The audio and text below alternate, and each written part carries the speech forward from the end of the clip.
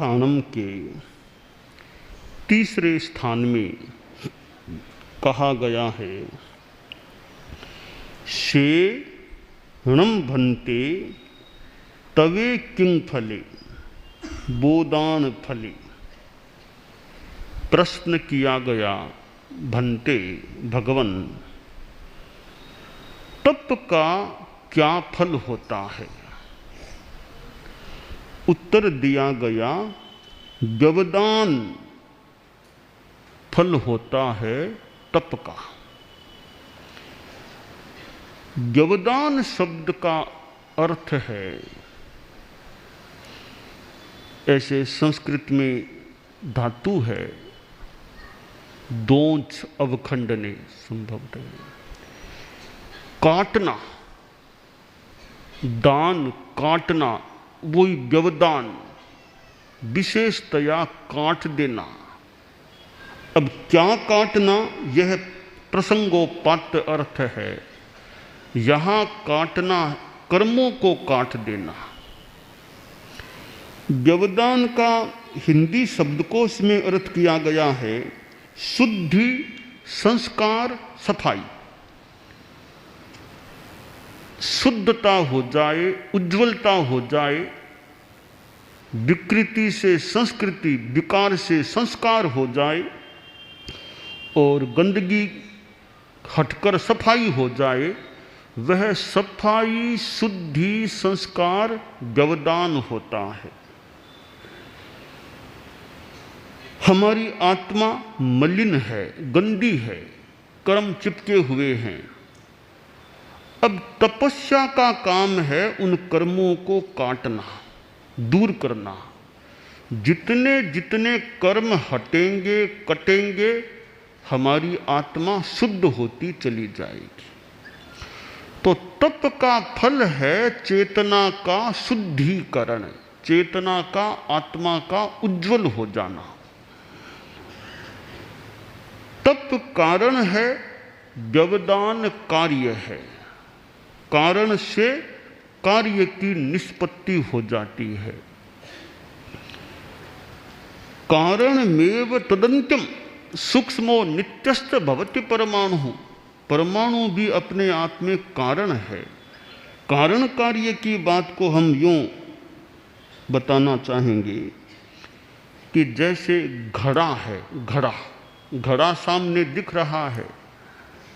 घड़ा जो सामने दिख रहा है वह कार्य है, उसका कोई कारण है। कारण क्या है? तो घड़े के निर्माण के पीछे दो कारण हैं, एक परिणामी कारण, दूसरा सहकारी कारण है, अथवा उपादान कारण, निमित्त कारण है। घड़े का परिणामी कारण क्या है? मिट्टी। पहले मिट्टी थी, वो मिट्टी ही घड़ा बनी है। मिट्टी ने घड़े का आकार ले लिया, मिट्टी घड़े के रूप में परिणत हो गई, इसलिए वह परिणामी कारण है मिट्टी। जो वस्तु स्वयं कार्य का रूप ले ले वह परिणामी कारण है। तो मृत्तिका है, वह घड़े का परिणामी कारण कह दें या उपादान कारण कह दें, वह है। अब निमित्त कारण क्या? चाक आदि आदि घड़ा बनाने में जो सहायक चीजें काम में, चक्र है आदि आदि चीजें काम में ली गई, वह है सहकारी कारण या निमित्त कारण। और एक कारण है निर्वर्तक, निर्माण करने वाला। कुंभकार भी कारण है, वो निर्माता रूप में कारण है। यों कारण से कार्य की निष्पत्ति होती है। तो तपस्या कारण है और शुद्धि हो जाना कार्य है। तपस्या से व्यवदान होता है, कर्म झड़ते हैं, कटते हैं, तो चेतना की शुद्धता हो जाती है। व्यवदान का पर्यायवाची शब्द आपको बताऊं। व्यवदान थोड़ा सा आपके लिए अपरिचित शब्द होगा, नया शब्द भी हो सकता है। मैं आपका थोड़ा सा जाना पहचाना शब्द बताऊं, वह है निर्जरा। व्यवदान का पर्यायवाची शब्द है निर्जरा। निर्जरा में झड़ना होता है, आत्मा की उज्ज्वलता होती है। तो तप का फल है निर्जरा, कर्म झड़ जाना। आदमी को तप क्यों करना चाहिए? अगर एकदम अध्यात्म की भूमिका पर सोचें तो नन्नथ निर्जरठयाये तव महिठ्यजा, एक निर्जरा के सिवाय अन्य किसी भी लक्ष्य से तप नहीं करना चाहिए। यानी एकमात्र निर्जरा के लिए, कर्म काटने के लिए ही हमें तप करना चाहिए। अध्यात्म की शुद्ध भूमिका पर यह बात है, केवल निर्जरा के लिए। नो इहलो गठियाय, नो पवलो गठियाय, नो कीर्ति वन्न सद्य सिलो गठियाय तव महिठ्यजा। इह लोक के लिए नहीं, परलोक के लिए नहीं, कीर्ति वर्ण श्लाघा प्रसिद्धि के लिए नहीं, केवल निर्जरा के लिए ही आदमी को तप करना चाहिए। और तप बेला तेला वो तो है ही, और शुभ योगस तप है, शुभ योग मात्र तप है। कि स्वाध्याय भी तप है, व्याख्यान देना भी एक तप है, वाचन करना भी तप है, बंचाना, दूसरों को ज्ञान देना, पढ़ाना आध्यात्मिक शास्त्र आदि को, वह भी तप है। और विनय करना, पूजनीय जो हैं साधु आदि, उनको वंदित करना, उनको नमस्कार करना, यह भी तप है। इनसे भी कर्म कटते हैं। सिद्धांत यह है कि तप से यहाँ जो फल बताया गया वह है व्यवदान, निर्जरा। मूल फल वही है, पर ज्ञातव्य है कि साथ में पुण्य का बंध भी, निर्जरा के साथ पुण्य कर्म का बंध भी होता है। अर्थात तप से आध्यात्मिक फल भी मिलता है और भौतिक फल भी तप से मिलता है। पुण्य संचित होता है। इसीलिए हम देखें, आचार्य तुलसी थे गुरुदेव, लगभग 22 वर्ष की अवस्था में तेरा पंथ के सरताज बन गए, एक समुदाय के प्रमुख बन गए। क्यों बने? उनका पुण्य का संचय किया हुआ था।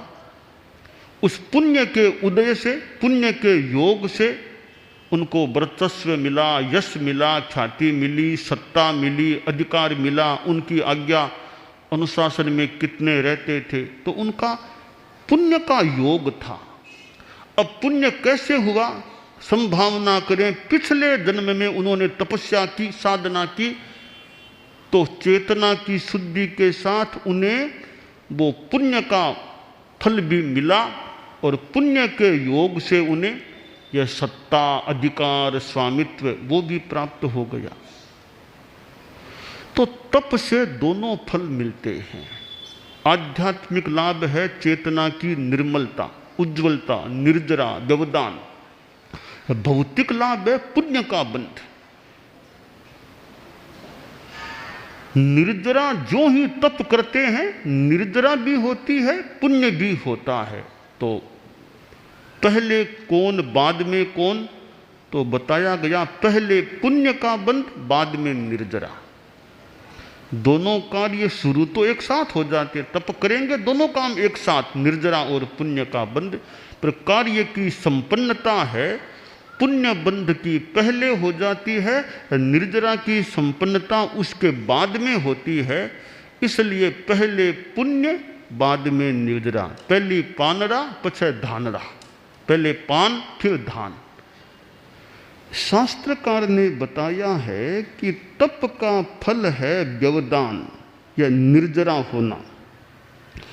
आत्मा है, आत्मा के कर्म चिपके हुए हैं। जैसे सोना मिट्टी से मिला जुला होता है, वैसे आत्मा कर्म रूपी मिट्टी से मिली जुली हुई है। अब स्वर्ण को अग्नि आदि से निर्मल शुद्ध बना दिया जाता है। यथा सुवर्णस्य शुचिस्वरूपम दीप्तः कृशानु प्रकटीकरोति तथात्मनः कर्म रजो निहत्य ज्योतिस्तपस्तद विशदीकरोति। जैसे स्वर्ण को प्रयोग से मिट्टी से रहित कर दिया जाता है, उसका निर्मल स्वरूप उभर कर सामने आ जाता है, तो व्यवधान होने से, निर्जरा होने से आत्मा के कर्म रूपी जो रजकण हैं वे दूर होते हैं और आत्मा निर्मल बन जाती है। अब कौन से तप से कौन से कर्म मुख्यतया कटते हैं, यह भी एक विषय है। ज्ञानावरणीय कर्म है,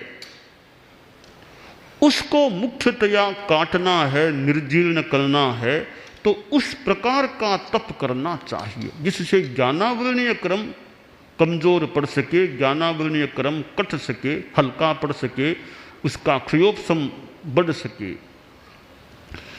एक आदमी नमो नाणस्य नमो नाणस्य नमो नाणस्य नमो नाणस्य का जप करे, ज्ञान के प्रति भक्ति करे, तो उसका ज्ञानावरणीय कर्म संभवतः हल्का पड़ सकेगा, क्योंकि ज्ञान के संदर्भ में वो तप कर रहा है। और स्वाध्याय की लगन रखे, स्वाध्याय करे, ज्ञानी आदमी के ज्ञान का सम्मान करे। बुद्धि है, ज्ञान है, कोई आदमी बुद्धि का, ज्ञान का अवहेलन करता है, अपमान करता है, अवज्ञा करता है, उसके ज्ञानावरणीय का बंद हो सकता है। जो आदमी ज्ञान का सम्मान करे कि इनके पास ज्ञान है, ज्ञान का सम्मान करे, इनकी आसाधना न करे, बुद्धि का जो सम्मान करे, तो हमारा ज्ञानावरणीय कर्म भी हल्का पड़ सकेगा। बुद्धि को खराब, ज्ञान खराब खराब खराब करते रहेंगे तो हमारा ज्ञानावरणीय कर्म और ज़्यादा मजबूत हो सकेगा। इसलिए ज्ञानावरणीय कर्म को क्षीण करने के लिए ज्ञान के प्रति हमारी भक्ति, सम्मान बढ़ेगा। ज्ञान का अभ्यास करेंगे, सीखने का, पढ़ने का प्रयास, अभ्यास करेंगे, और नमो नाणस्य जैसे मंत्र के माध्यम से। और एक छोटा सा संस्कृत में एक स्तोत्र आता है, संस्कृत भाषा में, सरस्वती ज्ञान के संदर्भ में, धिषणा धीर मतिर मेधा वाग विभावा सरस्वती गीर्वाणी भारतीय भाषा, ऐसा एक स्तोत्र छोटा सा संस्कृत भाषा में, वो खासकर ज्ञान के लिए, सरस्वती विद्या के विकास के लिए है। तो ऐसे प्रयासों से आदमी का ज्ञान का विकास हो सकता है। एक छोटा सा मंत्र, ओम ऐम ओम, ओम ऐम ओम, ओम ऐम ओम, यह मंत्र भी ज्ञान के विकास के संदर्भ में। ऐसे मंत्रों के पाठ से, ज्ञान के प्रति भक्ति करने से हमारा बौद्धिक विकास, ज्ञान का विकास, श्रुत का विकास होने में सहायता मिल सकती है, क्योंकि इनसे ज्ञानावरणीय क्रम कमजोर पड़ता है, ऐसा प्रतीत हो रहा है। इसी प्रकार हमें मोहनीय क्रम को काटना है, उसे कमजोर करना है। तो मोहनीय क्रम में तो मूल कसाय है, गुस्सा, मान, माया, लोभ, इनको कमजोर करना पड़ेगा। तो किसी को मान ले गुस्सा ज्यादा आता है, तो उसको गुस्से को कम करना है। उव समीण हणे को हम, उव समीण हणे को हम, उव समीण हणे को, इसका जप करें, भावना के साथ करें, तो हमारा मोहनीय क्रम, उसका भी गुस्सा जो अंश है, भाग है, वो कमजोर पड़ सकेगा। यों जिस कर्म को हमें मुख्यतया काटना है उसके अनुरूप तप करेंगे तो वो कर्म निर्जीर्ण हो सकेगा, कट सकेगा। अब मान लो शक्ति की कमी है, शक्ति वीर्य की कमी, शक्तिहीनता है, यानी अंतराय क्रम का योग है, बाधाएं आ रही है, कार्य में बाधा, विकास में बाधा, यानी अंतराय क्रम का हमारे उदय है। तो हम मन में यह सोचें, मैं किसी के कार्य में बाधक नहीं बनूंगा, मैं किसी के विकास में बाधक नहीं बनूंगा। ऐसी भावना करें कि मैं किसी को विकास में बाधित नहीं करूंगा। तो अबाधा की भावना रखेंगे और तीर्थंकरों के नाम का जप करें, भगवान महावीर का स्मरण करें। भगवान महावीर शक्तिशाली थे, हमारे में भी शक्ति कुछ तो विकसित हो, भगवान महावीर का स्मरण करेंगे। नमोत्थुणम समनस्य भगवो महावीरस्य, नमोत्थुणम समनस्य भगवो महा। शक्ति की बात को ध्यान में रखते हुए उनका स्मरण करें, उनको देखें, आंखें बंद है, हम अनुभव करें कि मेरे सामने भगवान महावीर विराजमान है।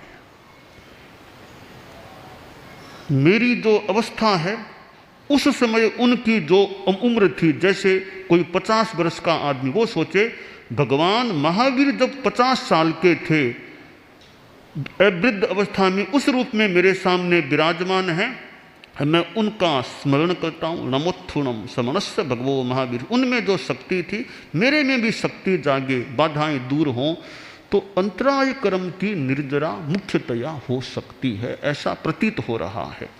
यूं जिस प्रकार का हमें कर्म काटना है उस प्रकार का तप करेंगे तो ज़्यादा वो उस पर ही प्रहार करेगा और वो कर्म हमारा कमजोर पड़ सकेगा। तो तप का फल होता है व्यवधान, कर्म का कट जाना। निर्जरा है वो सकाम अकाम दो प्रकार की होती है। एक निर्जरा तो सकाम, काम कौन सा? मोक्षाभिलाष है। मोक्ष की भावना से, मैंने कहा ना निर्जरा के लिए, यानी मोक्ष की भावना से तपस्या करते हैं, वो निर्मल शुद्ध निर्जरा होती है।